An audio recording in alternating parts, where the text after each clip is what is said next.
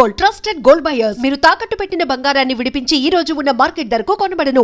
Madam అయితే ఈ మొత్తం ప్రయాణంలో శ్రీహరి గారు చనిపోయిన తరువాత శాంతి జీవితం ఎలా మారిపోయింది, ఎలా హ్యాండిల్ చేయగలిగింది అంటే ఇంకా ప్రశ్నని వివరంగా అడుగుతాను. ఇద్దరు చిన్న బిడ్డలు అప్పుడు అంటే మీ క్షేమం కోరే చుట్టూ ఉన్న బంధువులు ఎవరు లేరు, సపోర్ట్ ఎవరు లేరు. ఒక రకంగా చెప్పాలంటే మీ ముగ్గురు మిగిలిపోయారట ఒంటరిగా. మీకా బయట ప్రపంచం తెలియదు. ఆ జీవితాన్ని ఎలా లీడ్ చేయగలిగారు? నేను ఒక 7 years వేరే లోకంకి వెళ్ళిపోయానండి.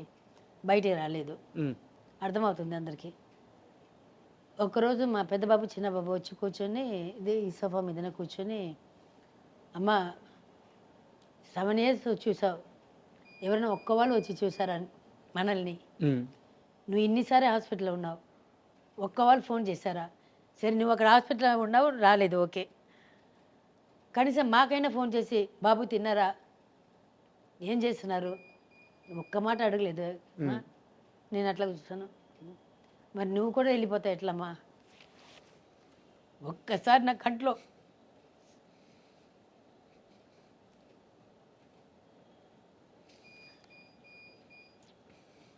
Sorry madam. ఆ రోజు అనుకున్నాను, అవును కదా, మనకే ఎవరు లేదు,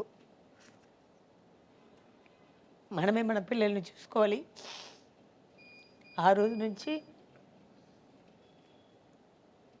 ఇప్పటిదాకా వాళ్ళు ఏం చెప్తే అది వింటాను నేను. నా పిల్లలు ఇద్దరు, అమ్మ మాకు ఇది నచ్చలేదంటే నేను చేయను, అది ఇంక్లూడింగ్ మా డ్రెస్. ఇప్పుడు రాగానే మా బాబు చెప్పాడు, అమ్మ సూపర్గా ఉందని చెప్పాడు. ఈవెన్ డ్రెస్ విషయంలో కూడా నేను వేసుకొని వచ్చి వాళ్ళని అడుగుతాను, అమ్మ దిస్ ఇస్ ఓకే అంటాను, అంటే మార్చేస్తాను. వాళ్ళకి నచ్చిందే చేస్తున్నాను, వాళ్ళకి నచ్చిందే చేస్తాను. ఏ విషయంలో కానీ వాళ్ళు ఇప్పటికి వాళ్ళ తిండి విషయం నుంచి ఇంకా ఫ్యూచర్లో వాళ్ళ పెళ్లి విషయం కూడా, వాళ్ళు లవ్ చేసిన పిల్లల్ని పెళ్లి చేసి పెడతాను. అది డబ్బులు ఉన్న అమ్మయ్య, డబ్బులు లేదన్నమయ్య, నాకు డబ్బులు లేకపోయినా సరే ఏదో ఒక అమ్మాయిని చూసి, అమ్మ నాకు ఈ అమ్మాయి నచ్చింది, ఈ అమ్మాయిని పెళ్లి చేసుకున్నా అంటే హ్యాపీగా పెళ్లి చేసి పెడతాను. ఇద్దరికి క్యాష్ గిస్ట్ అసలు ఏం చూడను. వాళ్ళ సంతోషం ఒక్కటే నాకు ఇప్పుడు కావాలి, ఇంకేం లేదు నాకు లైఫ్లో. వాళ్ళిద్దరే ప్రపంచం. ఎస్, వాళ్ళిద్దరూ అట్లాగే చూసుకుంటారు. నాకు నేను కొన్ని ట్యాబ్లెట్స్ వేసుకోవాలి, టైంకి తీసుకొచ్చి పెడతారు. పెట్టి వేసుకోకపోతే గొడవ చేస్తారు. లేకపోతే పైనుంచి ఫోన్ వస్తుంది, వేసుకున్నావా, నేను తినేసి వేసుకుంటాను, ఏదైనా టీవీలు గీవీలు అట్లా కూర్చొని వేసుకున్నావా, లేదా నాకు 10 సార్లు ఫోన్ వస్తుంది, అదే వేసుకొని మళ్ళీ కిందికి వచ్చి మళ్ళీ వచ్చి ఫస్ట్ తినేసి ఇది వేసుకొని చెప్పేసి వెళ్తారు. సో వాళ్ళు ఉన్నారు నాకు, ఇంకా వచ్చు నా కోడలు నన్ను చూసుకుంటున్నారు, నమ్మకం నాకు ఉంది. అంటే మీ పిల్లలు మేఘాంష్ కానీ లేకుంటే శశాంక్ కానీ వీరిద్దరి విషయంలో అద్భుతమైన విషయం ఏంటంటే, మేము యాజ్ ఎ జర్నలిస్ట్గా, సినిమా జర్నలిస్ట్గా చూస్తుంటాం కదా మేడం, స్టార్ కిడ్స్ ఆ వివాదంలోనో ఈ వివాదంలోనో, ఆ పబ్బుల్లోనో ఈ పార్టీల్లోనో ఇబ్బంది పడుతూ, పేరెంట్స్ని ఇబ్బంది పెడుతూ రకరకాల విషయాలు జరుగుతూ ఉంటాయి. శ్రీహరి గారు ఉన్నప్పుడు ఆయన చనిపోయి ఇప్పటికి ఒక 13 సంవత్సరాలు అవుతుంది, 14 years అవుతుంది. ఏ రోజు కూడా శ్రీహరి గారి పిల్లలు ఇలా అని ఒక్క చెడు వార్త, ఒక్క చెడు మాట, ఒక్క వార్త కూడా ఎక్కడా రాలేదు. అది ఆయన పెంపకమో, ఆయన బ్లెస్సింగ్సో, లేకుంటే మీ బ్లెస్సింగ్సో తెలియదు. కానీ నేను ఒక్కటి పిల్లలు చెప్తుంటాను, మీరు ఏదైనా చేయండి. ఇప్పుడు నేను చెప్పిన లవ్ విషయంలో వచ్చి బాగా అగేన్స్ట్, వాళ్ళకి వచ్చి వాళ్ళ క్యాస్ట్లోనే పెళ్లి చేసి పెట్టాలని ఒక కోరిక ఉండింది. మాది లవ్ మ్యారేజ్ కాబట్టి అది జరగలేదు. కానీ మేమిద్దరు సేమ్ క్యాస్ట్. పెళ్ళి పెద్ద బాబు పుట్టేదాకా తెలియదు. ఆయన నాకు అడగలేదు ఏం క్యాస్ట్ అని, నేను ఆయన ఏం క్యాస్ట్ అని అడగలేదు. తర్వాత ఈ ముస్లిమ్స్ ఉంటారు కదా, అది అని చెప్పేసి కనుక్కుంటే, ఎందుకంటే మా అమ్మ ఒక క్యాస్ట్, మా నాన్న ఒక క్యాస్ట్, అడుగుతుంటే అప్పుడు తెలిసింది సేమ్ క్యాస్ట్. అన్ని సంవత్సరాలు ప్రేమించుకున్నారు, పెళ్ళి అయ్యింది, పిల్లలు కూడా, ఎప్పుడు మీ ఇద్దరి మధ్య క్యాస్ట్ ప్రస్తావన రాలేదు. పెద్ద బాబు పుట్టేదాకా మాకు తెలియదు. ఇంచుమించు 7 సంవత్సరాలా? 7 సంవత్సరం 7 years 7 years మాకు తెలీదు. అబ్బా, ఆయన అడగలేదు ఎప్పుడు, నేను ఆయన అడగలేదు. ఆయన మనిషిగా చూసారు, నేను మనిషిగా చూసాను. ఆయన హృదయం నేను చూసాను, నా హృదయం ఆయన చూసారు, అంతే. సో ఇప్పుడు బావ వచ్చి పోయిన తర్వాత బాబాకి ఎక్కడ మీరు చెప్పారు కదా ఎక్కడ చెడ్డ పేరు అనేది లేదు. ఉమ్. నేను ఒకటే చెప్పాను, మీరు ఏదైనా చేయండి, పిల్లలు కొంచెం అటు ఇటు ఉంటారు, అంత నీట్గా ఉంటారని చెప్పలేము మనము. కానీ అప్పాకి ఇప్పుడు దాకా ఇన్ని సంవత్సరాలు ఇండస్ట్రీలో ఉన్నారు, ఎక్కడ ఒక చెడు మాట లేదు. కరెక్ట్. అదే ఏదైనా కాల్ షీట్ విషయం కానీ, షూటింగ్ లేటుగా వచ్చారని కానీ, లేకపోతే ఒక అమ్మాయిల విషయం కానీ, ఒక అమ్మాయిలతోటి చెడ చూపు చూసారని కానీ, లేకపోతే ఒక పబ్బులను బార్లను చూసారని కానీ, 1% కూడా లేదు. లేకపోతే ఇంకొక హీరోస్ దీంట్లో, లేకపోతే ఇది పార్టీస్ కానీ ఎక్కడ వెళ్ళలేదు అప్ప, ఎక్కడ ఒక చెడ్డ పేరు లేదు. ఆ పేరు మాత్రం చెడగొట్టవద్దు. ఉమ్. అదే మీకు నాకు ఇస్తున్న మీ అప్పకి ఇస్తున్న పెద్ద గిఫ్ట్. ఇంకే చేయొద్దు, ఏం చేయదు, అది ఒకటే చూసుకోండి అని చెప్తాను. ఉమ్. వాళ్ళు అట్లాగే వాళ్ళ నాన్న బుద్ధిలో వచ్చింది, అందరికీ సేవ చేస్తారు, లేదంటే ఇస్తారు. వాళ్ళ నాన్న 100 రూపాయలు ఇస్తే 500 ఇస్తారు. అవన్నీ ఉంది పిల్లల దగ్గర ఉంది. ఇంకా ఇచ్చే గుణం పోలేదైతే శ్రీహరి కుటుంబం. లేదు, అది బ్లడ్లోనే వచ్చేస్తుందండి అది. ఇప్పుడు నేనేం నేర్చుకున్నాను, తలకి మించిన దానం అంటారు తమిళ్లో. మనకి మించి మన దగ్గర ఎక్కువ ఉంటే దానం చేయి. ఫస్ట్ నీ తిండి నువ్వు చూడు, తర్వాత దానం చేయి. అది ఇప్పుడు నేను నేర్చుకున్నాను, వాళ్ళకి ఇంకా అది రాలేదు. వాళ్ళు ఇంకా అది నేను ఒక్కొక్కసారి చెప్తాను చేయండి. ఇప్పుడు రోడ్లో చూస్తున్నా ఎవరో తినలేదా, వేయండి, ఒక 100 200 ఇచ్చి తినమని చెప్పండి. లేకపోతే పక్కన ఏదైనా హోటల్ ఉంటే హోటల్ నుంచి కొన్ని పెట్టి తినమని చెప్పండి. అట్లా చేయండి. తర్వాత ఇది పేరు మాత్రం అది చెప్పాను, స్ట్రిక్ట్గా చెప్పాను.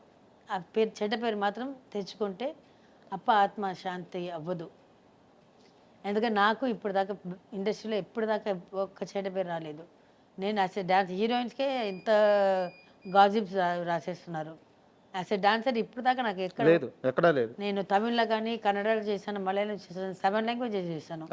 ఒక్క దగ్గర కూడా నా గురించి ఒక్క గాజిప్ కూడా రాలేదు.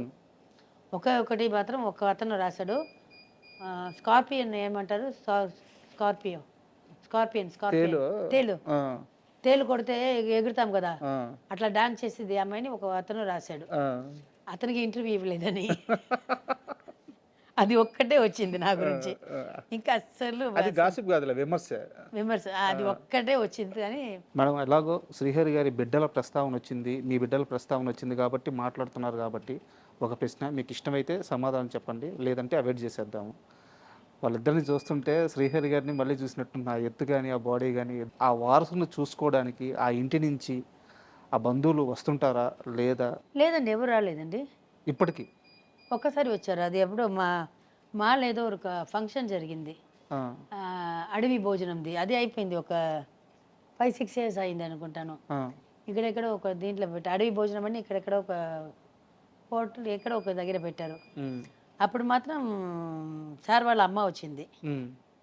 ఎంత అంటే ఒక 7 years తర్వాత, బాబా పోయిన తర్వాత 7 years తర్వాత ఆ రోజు కనిపించారు నాకు. పాపం వాళ్ళకి ఏదో ఒంట్లో బాగాలేదని విన్నాను, కరెక్ట్గా నాకు తెలీదు. ఫోన్ చేయడానికి కూడా కుదరలేదు అనుకుంటాను పాపం, అది అనుకుంటాను నేను. సో ఆ రోజు వచ్చారు, వచ్చి ఏం రా 7 years తర్వాత ఖుషి అయిపోయాను. వచ్చి ఏదో కొంచెం కూరగాయలు పట్టుకొని వచ్చారు. వచ్చి ఏం రా సంవత్సరం తర్వాత గుర్తుకొచ్చామని సంతోషపడ్డాను. చూసాను నెక్స్ట్ మా ఫంక్షన్కి తీసుకెళ్ళడానికి అది అడగడానికి వచ్చారు. నేను యాక్చువల్లీ అప్పుడే నేను జీవిత ఉన్నారనుకుంటాను. అప్పుడు జీవి నాకు ఫోన్ చేసి చెప్పాను, జీవి నన్ను రాలేదు జీవి, ఇట్లా నేను దీంట్లో లేదు, వస్తే అందరినీ కలవాలి. నేను బాబా పోయిన తర్వాత అసలు సినిమా వాళ్ళని ఎవరు కలవలేదు. వస్తే మళ్ళీ దాని గురించి మాట్లాడతారు, మళ్ళీ ఏడుస్తాను, నేను రాలేదంటే రాబోయే అందరూ వస్తున్నారు, ఎవరు మాట్లాడు, నేను ఉన్నాను కదా, నేను చూసుకుంటానని చెప్పారు. సరే ఈవిడ కోసం ఆ రోజు వెళ్ళాను, ఆ ఫంక్షన్ తనని తీసుకుని వెళ్ళాను. కాదు madam, sorry to interrupt you. Srihari గారికి అన్నలు ఉన్నారు, అంటే వాళ్ళ అన్న ఇక్కడ బ్యాంక్ ఉందండి, వాళ్ళ బ్యాంక్ నా బ్యాంక్ ఒకటే. అక్కడ వచ్చినప్పుడు వాళ్ళు ఏదైనా భోజనంకి వెళ్ళిన టైంలో వచ్చి ఒక చాలా పెద్ద కుటుంబం, అదే చెప్తున్నాను కదా. లేదండి, వాళ్ళ పని వాళ్ళకు ఉంటుంది కదా, ఆయనకి ఎంత పని ఉంటుంది, వాళ్ళ తమ్ముడికి ఎంత పని ఉంటుంది.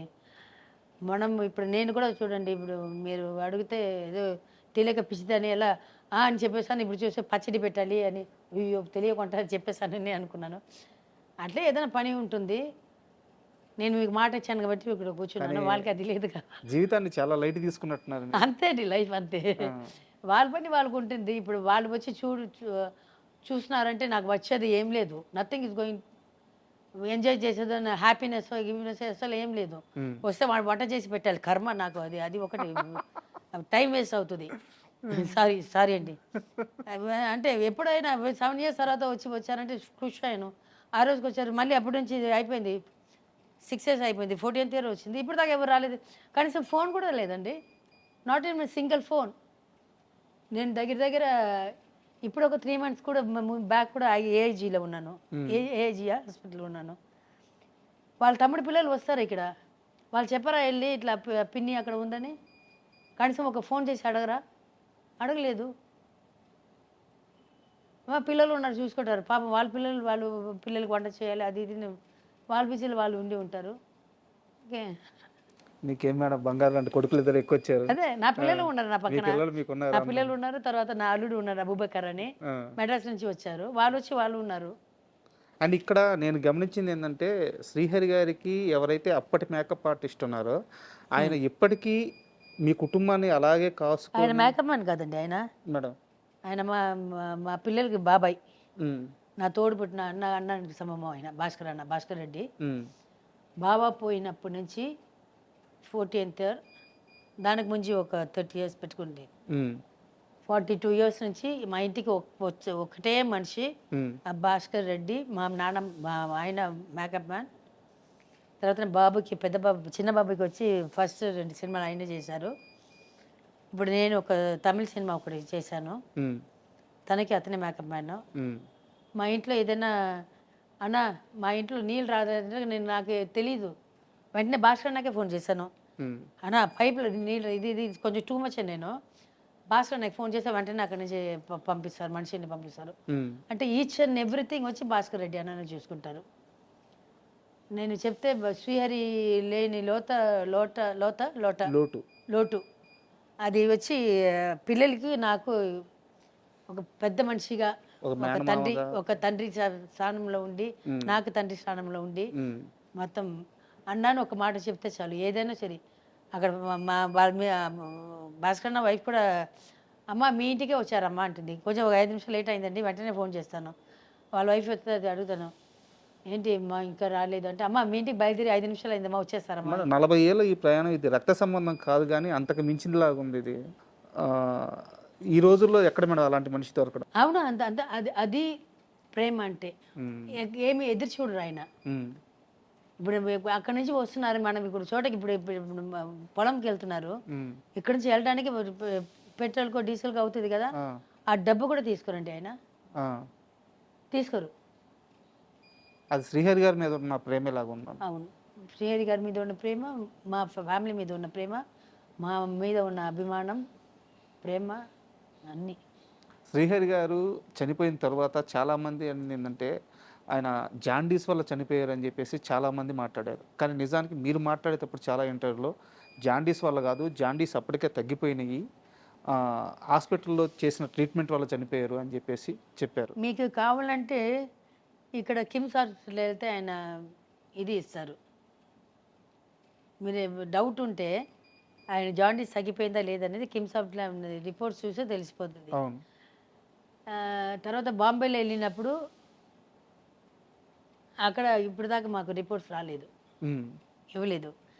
అది యాక్చువల్లీ బాబాకి జాండీస్ తగ్గిపోయింది, బట్ జాండీస్ తగ్గిపోయినా మీరు 6 months సేమ్ ఫుడ్ వాడాలి, ఉప్పు లేకుండా, నూనె లేకుండా, కొన్ని వెజిటబుల్స్, నాన్ వెజ్ వాడకూడదు, ముట్టుకోకూడదు, ఇవన్నీ సేమ్ ప్రాసెస్. దాని మీదనే వెళ్తున్నారు ఆయన. ఎందుకంటే నేను 24 hours ఆయన పక్కనే ఉన్నాను. ఇక్కడ షూటింగ్ వెళ్తే కూడా ఒక్కొక్కసారి పిల్లలు స్కూల్కి వెళ్తే ఇది చేస్తాను, ఇదైంది. అక్కడ వెళ్ళినప్పుడు మంచిగా షూటింగ్ వెళ్ళి వచ్చారు. అంటే దానికి ముందు 1 week బ్యాక్ బాబా హాస్పిటల్ అడ్మిట్ అయ్యి వచ్చారు, ఫుడ్ అలర్జీ ఏదో అయింది, అడ్మిట్ అయ్యి వచ్చారు. ఆయన చిన్న జ్వరం అంటే కూడా ఎక్కువ భయపడతారు బాబా, ఒక ఫీవర్ కూడా తట్టుకోలేరు ఆయనకు. ఒక హెడేక్ అంటే ఇంకా చాలా పెద్ద ఇది ఏమంటారు, మొత్తం డాక్టర్స్ అందరూ ఇంట్లో ఉంటారు, అంత ఇది బాడీ పెద్దది, కానీ ఆయన నొప్పి గిప్పి అని తట్టుకోలేరు బాబా, తట్టుకోలేరు ఆయన. అక్కడ జ్వరం అని వెళ్ళారు హాస్పిటల్కి. వెళ్తే వీళ్ళు ఏదైనా చెప్పి ముందు జాండీస్ ఉందని ఏదైనా చెప్పి ఉంటారో ఏమో తెలియదు, కానీ రాంగ్ ఇంజెక్షన్ ఇచ్చేశారు. లేకపోతే బ్లడ్లో నోట్లో అన్నీ చెవులో ముక్కులో అని బ్లడ్ రాదు కదా. కొంతకాలం తర్వాత హార్ట్ అటాక్లో అంత బ్లడ్ వస్తుందా? లేదు. మంచం నిండిపోయి కిందంతా బ్లడ్ వస్తుందా? బెడ్ మొత్తం ఫుల్ అయిపోయింది, కిందంతా ఫుల్ బ్లడ్, ఎట్లా వస్తుంది? బ్లడ్ వామిటింగ్ ఎట్లా అవుతుంది? కరెక్ట్. కేసు వేయమన్నారు. కేసు వేస్తే నేను చెప్పాను కదా నా పరిస్థితి ఇట్లా ఉంది, ఇద్దరు పిల్లల్ని ఎవరి దగ్గర వదిలేసి వెళ్తాను? వాళ్ళు చెప్పినప్పుడంతా అక్కడే ఫ్లై చేయాలి. తర్వాత మనీ ప్రాబ్లం ఒకటి, వీళ్ళు ఎప్పుడు చెప్తారో తెలియదు. ఆ సమయంలో మన దగ్గర డబ్బులు ఉందా లేదా తెలియదు. వెళ్ళి ఫ్లై చేయాలి, వెళ్ళి అక్కడ ఉండాలి, ముడి చూసుకోవాలి. పిల్లల్ని చూసుకోవడానికి ఎవరు లేదు. ఇస్తే ఏదో కొన్ని లక్షలు ఇస్తారు. బాబాయే పోయారు, మనిషే పోయారు, ఇంకేముంది మనకి? కానీ ఆ రోజు శ్రీహరి గారిని ఆ హాస్పిటల్ నుంచి బయటికి తీసుకురావడానికి మీరు ఎంతో మందికి ఫోన్ చేస్తే సరైన రెస్పాన్స్ రాలేదు. ఏ ఒక్కరు సహాయం చేస్తున్నా శ్రీహరి గారిని బయటికి ఆ హాస్పిటల్ నుంచి బయటికి తీసుకొచ్చేసి ఉంటే ఇంత నష్టం జరిగేది కాదు అంటారు. నిజమేనా? ఎస్, చాలామంది మినిస్టర్స్కి, ఎమ్మెల్యేస్కి ఆయనందరూ క్లోజ్ ఫ్రెండ్సే. ఆయన వల్ల ఆయన మినిస్టర్స్ ఉన్నారు, ఎమ్మెల్యేస్ ఉన్నారు దాంట్లో. వాళ్ళందరికీ కొంత వాళ్ళు ఫోనే ఎత్తలేదు. వాళ్ళు ఏది ఉన్నా ఫస్ట్ ఫోన్ చేస్తే బాబాకి చేయరు. వాళ్ళకి ఏదైనా కావాలంటే నాకే ఫోన్ వస్తుంది వాళ్ళ దగ్గర నుంచి. అమ్మ మేము వస్తున్నాము, ఇట్లా ఫంక్షన్ ఉంది, ఇది ఉంటే నాకు చెప్పేవాళ్ళు. ఆ రోజు నా నంబర్ తెలియకపోతే పర్వాలేదు, నాకు వాళ్ళు చేస్తున్న నంబర్ అది. ఒక్క వాళ్ళే ఫోన్ ఎత్తలేదు. ఎవరైనా ఒక్క కాల్ ఫోన్ ఎత్తి ఉంటే ఈరోజు శ్రీహరి ఇక్కడ ఉండేవారు. అందుకే నమ్మొద్దు, ఎవరిని నమ్మొద్దు. మీకు మనుషుల మీద ఇంకా నమ్మకం ఉందా? లేదు. మేడం, ఇంకో చిన్న ప్రశ్న, ఇది మీకు తెలుసుంటే చెప్పండి. డైరెక్టర్ బాబీ గారు మీకు ఐడియా ఉన్నారా? ఎస్. ఆయన ఒక ఫంక్షన్లో మాట్లాడుతూ ఒక ఫ్యామిలీని బస్సులో ఎవరో ఇబ్బంది పెడుతుంటే శ్రీహరి గారికి ఫోన్ చేశారంట, ఎవరో చేయాలో తెలియక.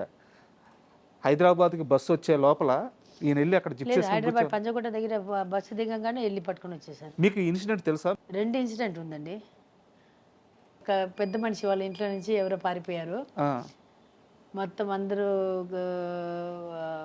అతను పెద్ద దీంట్లో ఉన్నారు పాలిటిక్స్లో పొజిషన్లో ఉన్నారు. బావకు వచ్చింది ఫోను, నైట్ 12 o'clock ఉన్నది. బావకు ఫోన్ వచ్చింది, పైన బెడ్రూమ్లో ఉన్నాము. 12:30 ఏదో ఫోన్ వచ్చింది. ఫోన్ వచ్చి హరినా ఇట్లా పారిపోయాడు అంటే, సరే నువ్వు పెట్టు చెప్పి నేను తీసుకొని వచ్చి వదులుతానుగా, నువ్వు పెట్టే ఫోన్ అని అన్నారు. నీ ఫోన్ తీసుకున్నారు. ఫోన్ చేసి టపటపట ఫోన్ కొట్టారు. ఒక 34 ఫోన్లు, ఒక ½ an hour 1 hour ఫోన్ కొట్టేసి పడుకున్నారు. పొద్దున ఫోన్ వచ్చింది, అన్న పట్టేశామన్న ఫోన్ వచ్చింది, పడుకుని మన ఇంటికి తీసుకుని రా అన్నారు. అసలు ఎక్కడ ఉన్నారంటే బస్సులో ఉన్నారంటే, సరే లేవే మనమే వెళ్దాము అన్నారు. నేను బాబు ఇద్దరు వెళ్ళాము. అయితే ఇక్కడ పంజగుట్ట బస్ స్టాండ్ ఉంది కదా, అక్కడ మీ ఊరికి వెళ్ళే బస్ అమీర్పేట పంజగుట్ట అమీర్పేటలో ఉండేది. బండి పెట్టి కూర్చొని వచ్చి ఇంటికి వచ్చేసి పిలిచి అంతా ఫోన్లోనే జరిగిపోయింది. అయితే అంటే సహాయం అంటే ఇట్లాగే పరిగెత్తేవారు ఎవరికన్నా, ఏ టైం అయినా ఎట్లా ఉన్నా కూడా సరే పరిగెత్తారు. పర్సనల్లీ ఆయన పర్సనల్గా ఆయనే వెళ్తారు. వెనక నేను ఉంటాను తోకలాగా. మేడం, ఫైనల్గా ఈ 60 years బర్త్డే ఎలా జరుపుకోబోతున్నారు? నైట్ ఎట్లాంటి పార్టీ ఉంటుందో నాకు తెలీదు. నా పిల్లలు అరేంజ్ చేస్తున్నారు. నాకే సర్ప్రైజ్గా ఉంటుంది. వాళ్ళు ఏదైనా పెడితే మీరు చూడండి, ఏదైనా పెడితే